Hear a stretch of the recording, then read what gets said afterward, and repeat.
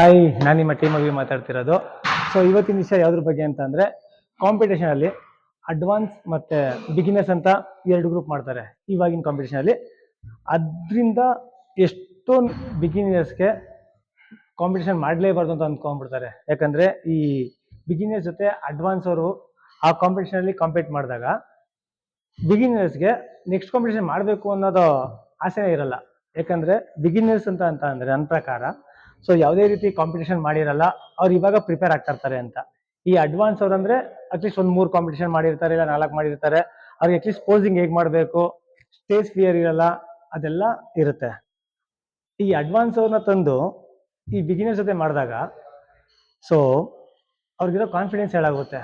So ಪ್ರಾಯೋಜಕರು ಹೇಳ್ಬೋದು, so advance ಅಲ್ಲಿ ಮಾಡ್ತಾರೆ, ಬಿಗಿನರ್ಸ್ ಅಲ್ಲಿ ಮಾಡ್ತಾರೆ ಅಂತಂದ್ರೆ, ನಾನು ನೋಡಿದ ಕಾಂಪಿಟೇಷನ್ ಅಲ್ಲಿ ಈ ಎಷ್ಟೊಂದು ಜನ ಅಡ್ವಾನ್ಸ್ ಅವರು ಬಿಗಿನರ್ಸ್ ಜೊತೆ ಮಾಡಿದ್ದಾರೆ.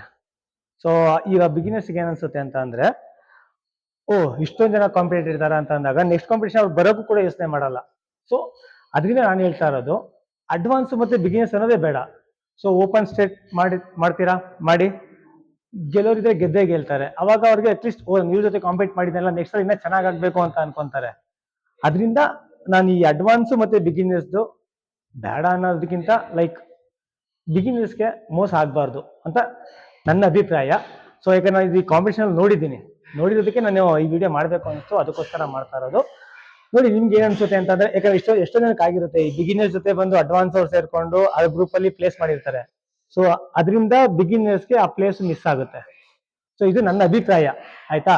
ಈ ತರ ನಿಮ್ಗೆ ಯಾರಿಗಾದ್ರೂ ಅನುಭವ ಆಗಿದ್ರೆ ಹಂಗೆ ಕಮೆಂಟ್ಸ್ ಮಾಡಿ, ವಿಡಿಯೋನ ಹಾಗೆ ಲೈಕ್ ಮಾಡಿ, ಶೇರ್ ಮಾಡಿ. Thank you.